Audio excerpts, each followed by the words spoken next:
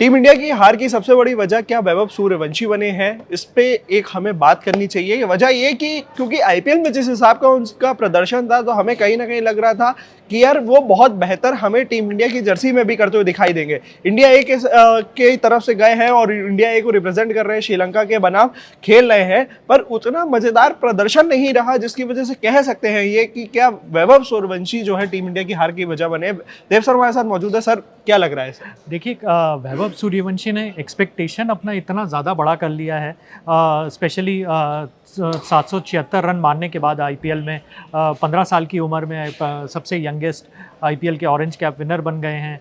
उसके बाद उससे भी ज़्यादा कि उनका जो स्ट्राइक रेट था, जो मतलब पूरे आईपीएल में लोग स्ट्रगल कर रहे थे 200 का स्ट्राइक रेट अचीव करने के लिए, उन्होंने 237 का स्ट्राइक रेट के साथ उन्होंने बैटिंग की थी।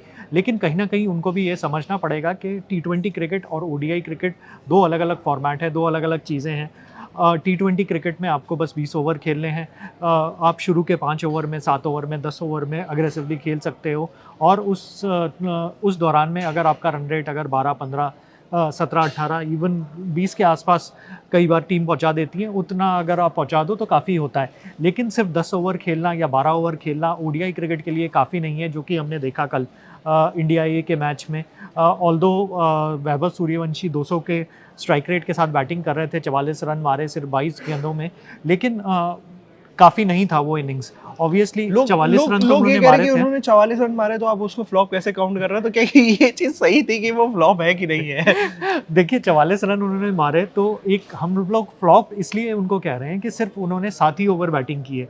आप 50 ओवर का मैच खेल रहे हो, या कल के मैच में 1 ओवर कम ही हुआ था बारिश के वजह से, तो 39 ओवर के मैच में आप सिर्फ 7 ओवर बैटिंग कर रहे हो, तो इस हिसाब से आपको फ्लॉप हम लोग कह सकते हैं। इसके कंपैरिजन में अगर आप देखें कि अंडर 19 जो वर्ल्ड कप था, उसमें वैभव सूर्यवंशी ने 175 रन मारे थे, देर तक खेले थे, कितनी लंबी पारी उन्होंने खेली थी और कितना विशाल स्कोर हेल्प किया था इंडियन टीम को खड़ा करने के लिए।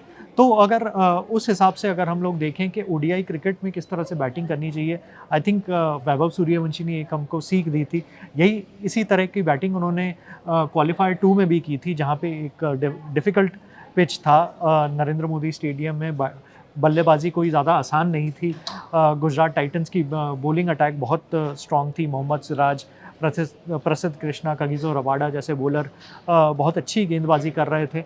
लेकिन उस मैच में वैभव सूर्यवंशी का एक डिफरेंट साइड हमको देखने को मिला था। एक उन्होंने धैर्य के साथ खेला था, उन्होंने लंबी पारी खेली थी, उन्होंने ये 20 गेंदों में या 25 गेंदों में अपना इनिंग्स गंवा नहीं दिया था। तो इस तरह के कंसंट्रेशन के साथ उनको खेलना पड़ेगा अगर वो इंडिया के लिए टी20 ही नहीं, ओडीआई क्रिकेट या आगे जाके टेस्ट क्रिकेट भी खेलना चाहते हैं। तो यहाँ पे तो वैभव को देखिए कहीं ना कहीं आप फ्लॉप की कैटेगरी में उस समय रख सकते थे जब वो टीम इंडिया को रिप्रेजेंट कर रहे थे।